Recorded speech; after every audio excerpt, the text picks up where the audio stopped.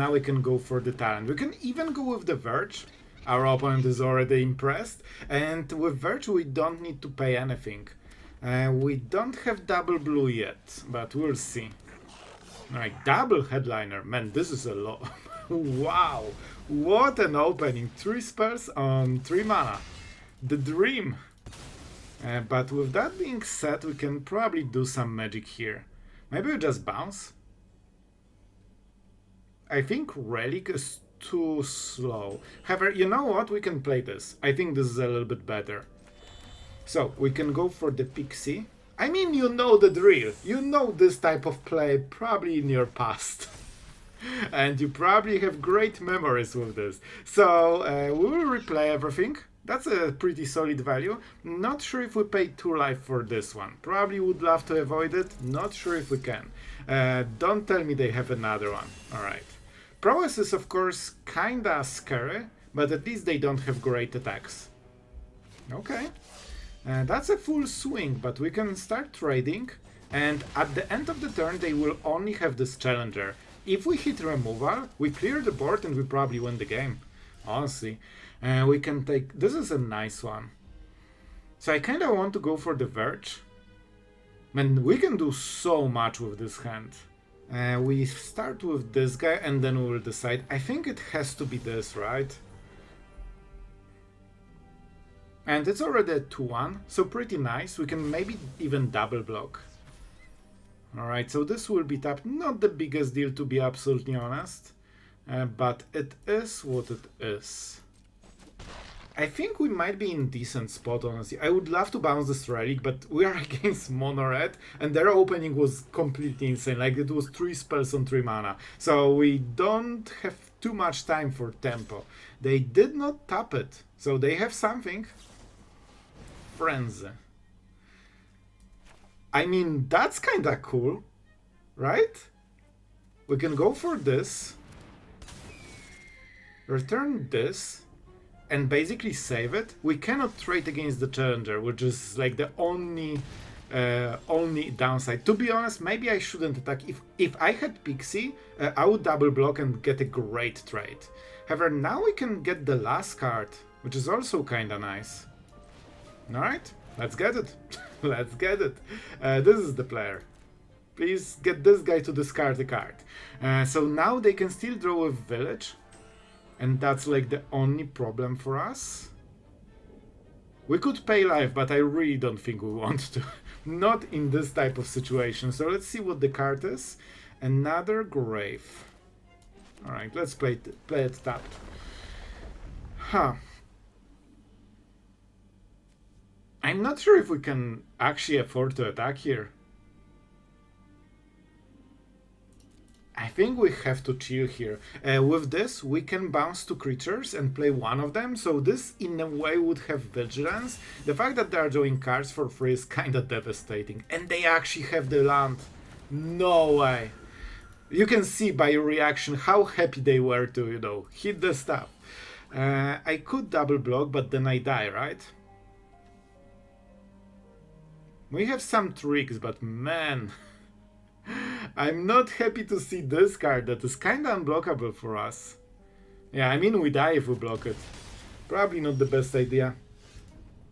Alright, so what can we do? We didn't hit removal yet. Like, that's the only problem we have.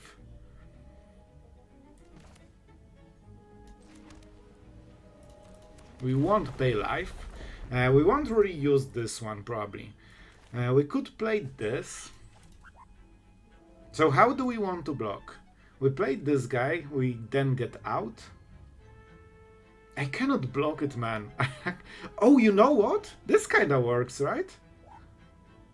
Yeah, that's good enough. We need blue mana. Man, this is actually such a good play. We also draw a card. Man, I'm so happy with this one. And we can go for Inquisitor and gets a little bit ahead here. Our opponent, of course, doesn't have cards, so we just hit face. And I mean, man, if we could hit another Relic... Oh my god, this could not be closer. If we could hit another Relic, man, that would be perfect. But we didn't, so now we will have to block with those creatures. Oh man. We get a nice landfall trigger, nothing to get from the graveyard yet. We could make you know what? We could make another creature. And then bounce it, which kills it. This is a hard one. We need to push so much damage to fight this. But maybe we can make it work. Honestly, if not this Nemesis, we would be so good. But here we need to really fight for it. So first we need to block. But we cannot deal damage to this card, because of course. So we need to bounce it now. And go for what? For the talent, probably. We also need to count the mana. This one is super heavy on blue. Finally! Alright guys. Maybe we are doing it. So let's go for the removal. We also start the maximum speed, which will give us life gain. And this might be the start of the comeback. I think we need to go for this. Because we still need double blue in case they draw a creature with haste or something. I think that's the play. Let's go. Maximum speed is, or it's not maximum speed, but we are getting there. It's actually super huge. If we can hit one more time, we get back to 4. I think I've seen this one before, you know? You know what? Let's just counter it. It really feels like a great decision. Alright. Man, I think we'll win this game. Believe or not, we actually will win, I think. So we go for this. We get the landfall trigger. This is a nice draw. This should be good enough. Alright, so how do we do it?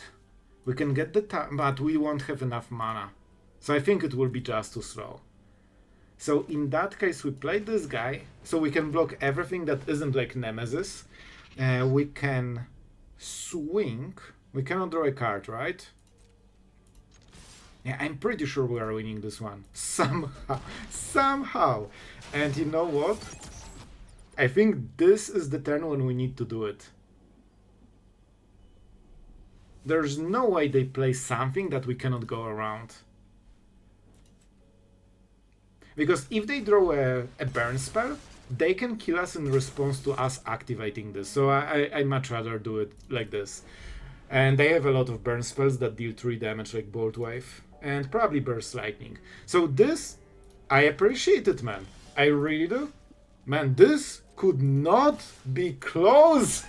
Man, what a game. And man, I think we're even on the draw.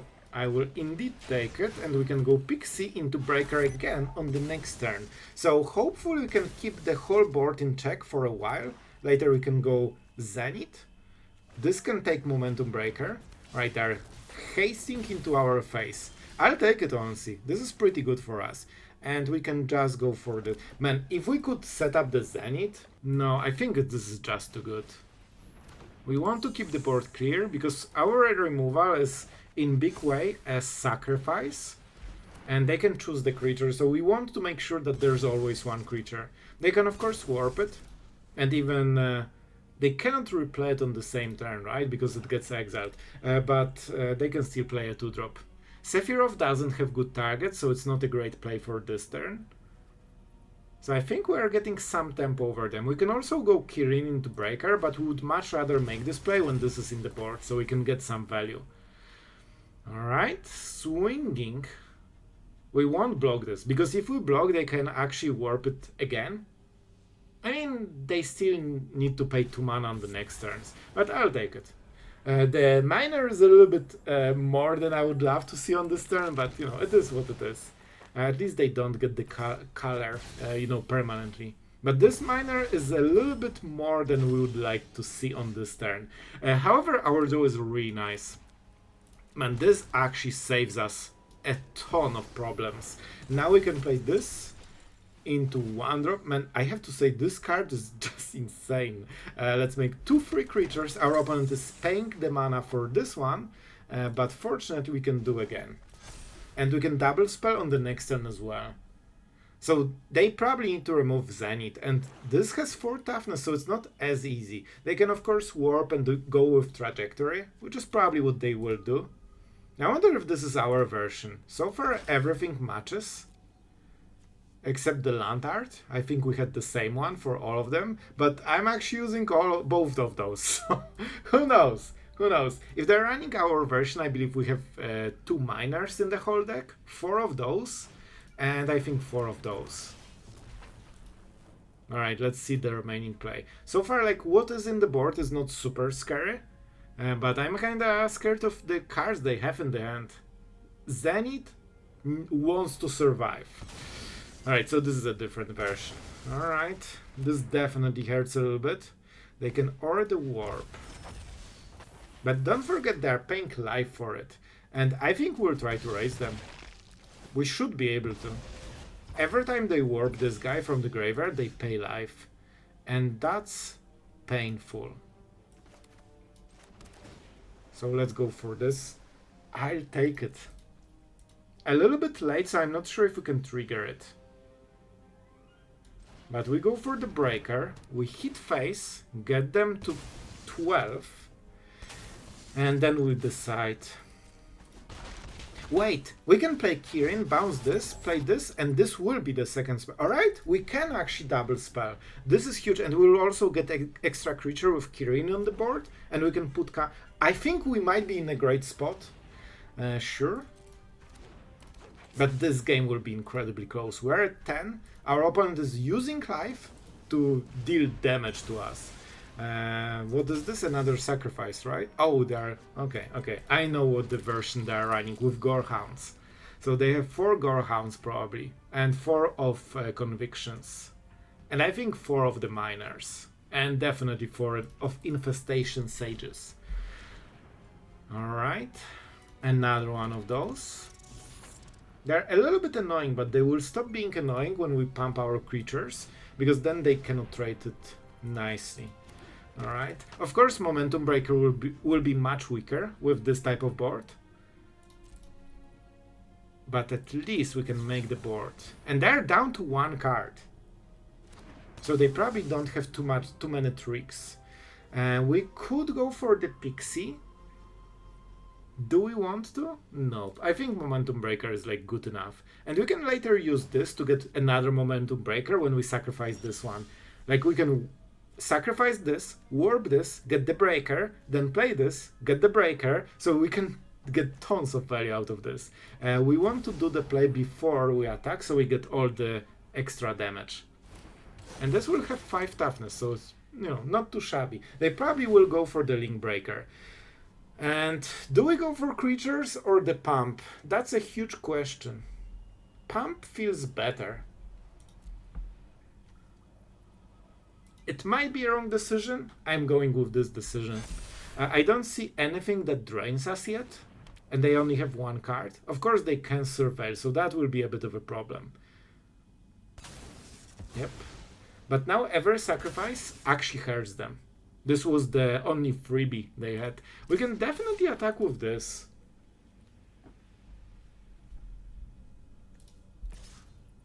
Don't forget they can block and surveil. But you know what? I don't think they will kill us. Alright, let's attack like this, and how will they block? This goes here. This potentially goes here, but I'm not sure. So we are dealing like 5 or 7 damage. They sacrifice surveil play, and they can dish what? Probably 4?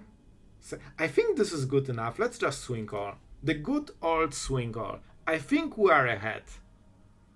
They have this guy, but it costs life, so they can kinda only use it when they know that they will go for the kill. Maybe attacking with triple creatures would be good enough, because they have this this warp guy, so they can dish 2 extra damage, but they need mana for it, and they probably need Sephiroth into like something that drains. I don't think they can dish enough damage, man. Rise the Pass is not an option because they don't play white mana. So there shouldn't be like any combo potential here. They can get Trajectory and get rid of the Zenith. This will probably be a painful play if they have it. They can get good Surveil, but that's it. And we also can life gain 3 with Momentum Breaker later on the next turn. So I think we should be winning, but there might be some plays that our opponent still will get ahead. We'll see. Let's see. This will probably be the last one. Alright, so they basically spent 3 mana to draw 2 cards. I'm super happy, and that means they don't have a winning play, and they're trying to search for it, but now if they hit the winning play, they don't have mana to use it. So I think they might explode very soon, or even on this turn. I think we got this game. That was close, and here's your honk for a happy win of the day. Oh man, this was intense. We pay life and let's go with talent because we want to push some damage, especially against authority. You need more damage than normally. This can be... no, we need to own even the enchantment. Alright, our opponent is go... so this is probably mono white. We could get a counter spell if we want, but on this turn we probably want to go for 2 cards. I think that's the play. Which means we go for this. We played this because then we push more damage. The ordering is kinda important here. Let's get 1 card, shall we? This might be kinda close. Our opponent is already discarding the big stuff. And let's go with the Pixie. We push some more damage, and I think we go for Tinybones. Our opponent of course sees this, so we probably won't get an easy time discarding the rest of the hand, but it's a nice start. Somehow there it's still at 20. Oh boy, and at some point it might be worth it to go for the Starcage. The draw is completely abysmal, unfortunately. Let's play the second blue mana, and I mean, we go for the Tinybones. That's the play, and then we'll see. This one cannot counter the artifact, so if they have a sweeper, you know, it is what it is. But at least now they cannot block with Rabbit. And I mean, we're getting quite a lot of cards. With this we can bounce Tinybones again and Pixie, so I believe on the next turn there is a chance we can get them to 0 cards. Let's see if they have talent. Of course, this is like their main card. Carrot Cake. I think we can tank this one. Yeah, I really want to get them to 0 cards. That would help so much. And the Starcage is honestly not the worst here. But I don't think we'll play it. Alright, we're going for this, but how are we going for this? Man, how do we do it? If we go for Tinybones, we can replay it twice, so they still get 1 card. But maybe this is good enough, you know? Maybe this is good enough. And we can always take it back later with the talent. And we have the mana. Oh, this is a nice draw. A little bit late. Let's pay the life. Man, those lands are insanely good. Like, everyone knows they are good, but they are still, wow, insanely good. So we go Tinybones, right? I'm considering if there's any world where I want to sweep, because then we get rid of authority. And we are only losing 1 creature, honestly. Right, you know what, let's go. I will have to get the value from the relic in some different way. And we can even attack first. They have the talent, so that means they probably have 2. Alright, they block the damage. Now we go for the Starcage. Like, the fact that we get rid of this authority and all the cakes is kind... oh no, it's an... artifacts and creatures. I'm so used to how lockdown works. It doesn't get rid of enchantments. Oh boy, well, this was awkward. So I think we need to go for the value here. They will get so much from this. Okay, I think I know. So we go for the relic first, we check the card.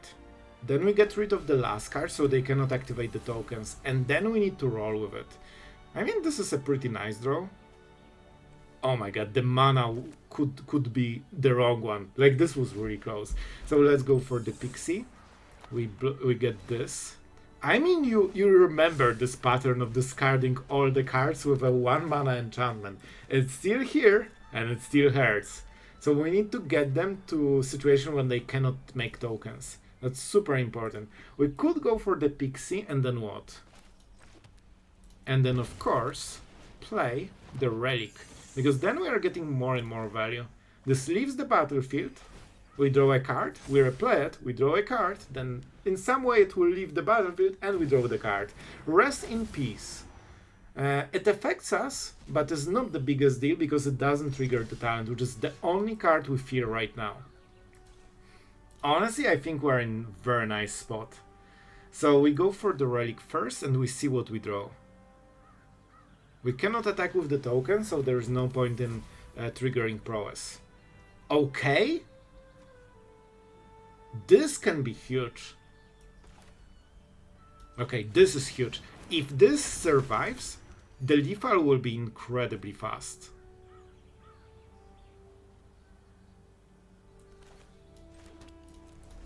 Let's swing. We don't play it on this turn because I want to keep double spelling.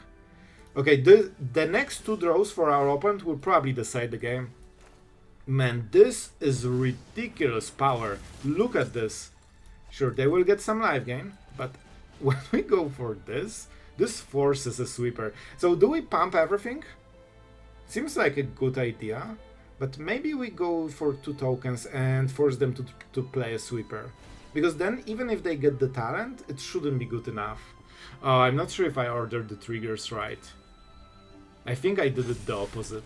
Yep, so those didn't grow. So that was my bet. I needed to stack the triggers in opposite way. So first those are created, and then they get pumped. But it should be okay. Like, this is 9 damage. They are dead on the next turn. So right now they cannot trigger talent. They need a sweeper. For example, like Pinnacle Starcage. At least we're doing a card, so you know what? I'll take it. And we can double spell, which should be good. Oh, we can get the last card. Man, I tell you, this deck is actually kinda working. it's doing stuff. So we can go for the Starcage into Kirin, but I don't think we need to. We just need to go this. We don't want to play too many creatures, honestly. We bounce this guy. And this life gain matters less and less every turn. And we play this. So they are forced to top deck again. And right now I'm literally going for the counters. By the way, if that was Hopeless Nightmare, they would be completely dead long time ago. And I wonder what the card was. Show me. Day of Judgment! They had a sweeper. Alright, we're going first. We have blue mana. Well, kinda. We kinda have blue mana. I will gladly pay 2 lives so we can start with Tinybones Joins Up. Doesn't deal damage, but you know this effect from before. And then on the next turn we can start getting some blue spells. If we draw a land, we can go for the Zenith. Like, this card, when you can get it going, is absolutely insane. And we're playing against Azorius, or you could say Jeskai, artifacts probably. Yep, seems to be the full deck list. So let's go for the talent. When we play the... Like, this is a little bit unfortunate on the mana, because we cannot double spell with blue one. Our opponent is also using Relic. And now we can start to make some cool plays, honestly. They cannot remove this probably. So I think we use this turn to set up a little bit. We need to be quick, because our opponent of course wants to drop Synthesizer on the next turn. They also have this lockdown, but it's actually not as painful for us. We only lose the token basically, and then we can go a little bit crazy. Bricks, alright, so they are taking the land. That will slow them down a little bit. Alright, and we have stuff. This is probably for later. Alright, we need to double spell 100% here. So we definitely go with this. We make a creature. Momentum Breaker puts less power into the board. So I think we go like this. And do we go for the counters? I kinda fear Sweeper on the next turn, in which case the counters would be better. I will go like this. We can always trigger stuff probably again later. I think it's worth it, man. I think it's worth it.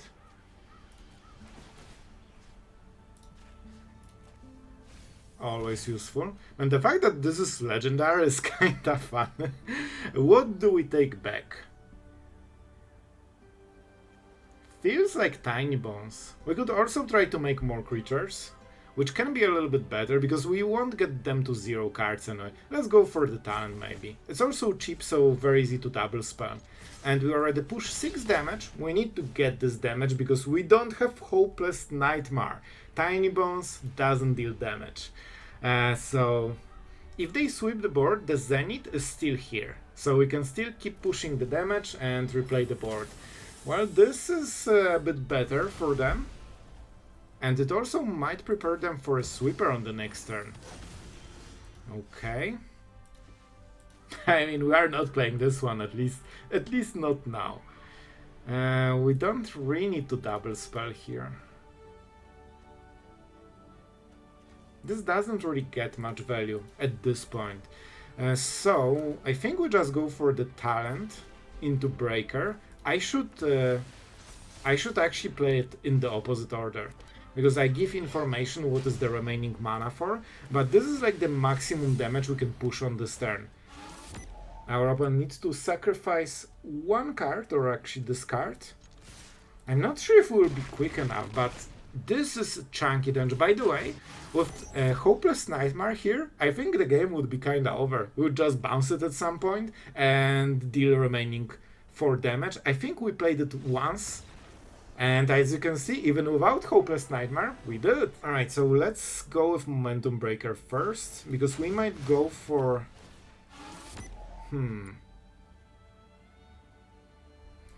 Not sure if Starcage will hit anything from our opponent. We'll see, we'll see.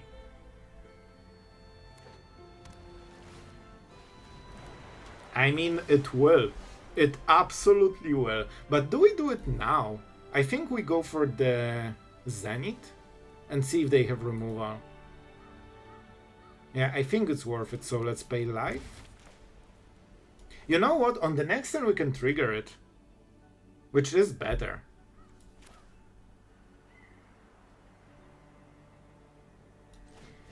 Let's go. Let's go. I mean, we got rid of the monument. At some point, like this is only 1 mana, so they will probably keep using it. So this maybe bought us like 5 turns of our life, because this is obviously some kind of meal. And I kind of regret some choices, but at the same time, we can just go Verge. We don't need blue mana, and we can go this into this, which triggers double, no, this one. Even though they have authority, we still need to go white. But of course this hurts a lot.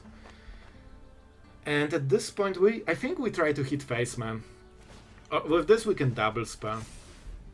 Like they will need a lot of time for this one, so we can answer the first one, but if they have to, we just need to roll with it. We need to push as much damage as possible, try to discard few cards and keep double spelling so we can, trigger the most damage. But of course this will be very hard. We actually have 0 fuel against control for the rest of the game. We need to draw it, and it will be a land from the top. Well, this is absolutely the worst hand you can have against control. It does literally nothing. Oh man, that means we need to start with Momentum Breaker. Like, they will discard something that doesn't matter, so this one is not a big deal. When you get the last, 2 cards, then it's different. But here we just, need to roll with it. This cannot have a target because opponent doesn't control anything. We put the counter so we can dish more damage and hopefully catch our opponent with no sweeper, because otherwise I'm not sure if we can win this. We have tons of damage, but as you can see, we lack the fuel because we didn't draw anything. If we get... No, it's not... I'm not sure what we need here. Okay. They're not killing us yet. You know what? This can work. Our opponent will be too slow with the Neo game plan, I think. Okay. Okay, guys. We can actually double spell on this turn, which is massive. Can we win? I think we are winning already. I wish this wasn't a creature. So this is 8, 14 damage, but they will life gain 1, I believe. Can we deal 1 more damage somehow? I don't think we can, but I guess we can take more fuel. This leaves the battlefield. Yeah, I think they still life gain 1, but they probably cannot mill us in time. Man, I'll take the win. Well, I'm sure you are happy to see that I brought this archetype, this amazing archetype, back from the dead after the bounce, and now you might be seeing more bounce on the ladder, so you're welcome. Honestly, this deck is actually working, and we ranked up with this one. I will show the full stats because I went through 2 different versions, and the final version that you are seeing here actually kind of crashed it, so there might be some real potential here, and you have seen the games and there's a lot of synergies between those cards. So I think first let's go through the stats, because this is where a lot of story comes from, and we actually exchanged a ton of cards, because the version that you see at the bottom with 1 win, 2 losses, this is how we started, and then I added Cosmogrand Zenith along other cards. Like, we made quite a lot of changes, we removed the things that didn't feel like working, and since then the deck performed extremely nice. We went 4-1 and it felt incredibly better.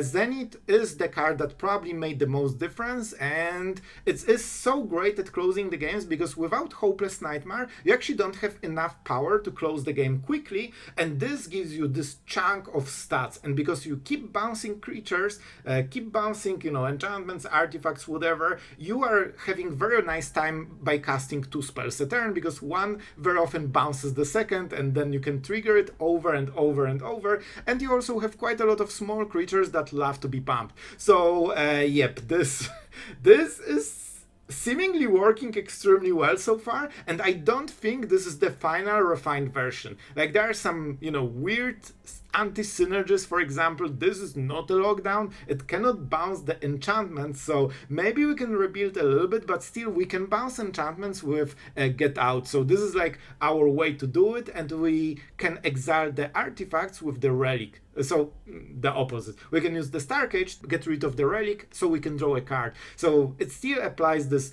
turn 2 relic into turn 3 Starcage. We sweep the board, especially with mono-red around. Like, there was quite a lot of mono-red all around, so this kinda seems to be working to get you ahead in the value game, while also not dying in, you know, the normal game.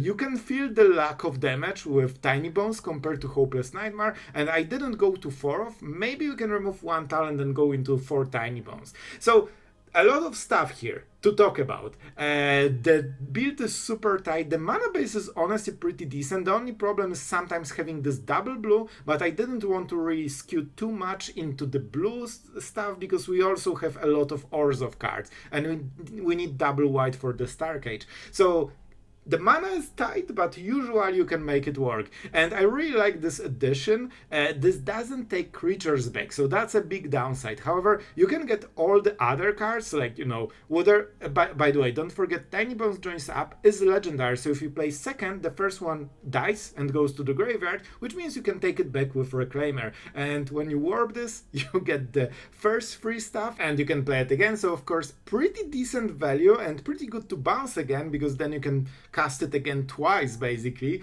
But we'll see if that's the best spot. Maybe we just want the 4th Zenith, because this card is absolutely overperforming. Like, I knew it would be strong, but when I used it, oh my god, it's like absolute killer. The fact that you can trigger it on turn 4 already with Pixie or Talent or Tinybones makes this such a good fit. Even though you don't really want to bounce this one, it works with bounce spells surprisingly well. So guys, I really hope you enjoyed this one. Sorry for creating the Nightmare archetype that we didn't want to see again, but you know, I want to give you the coolest stuff on this channel, so if we have a cool idea like this and we can make it work, I will showcase it. Hope you enjoyed it. If you did, make sure to subscribe and like the video, it really helps the channel, and you won't miss future decks, so you are first on the ladder. Yeah, that's it for today. Really thank you to all the patrons that are supporting us in our daily endeavors to, you know, supply you with the cool magic content. Really thank you guys as always, and I think that's it for today. I'm sorry, I hope you enjoyed, and see you guys tomorrow.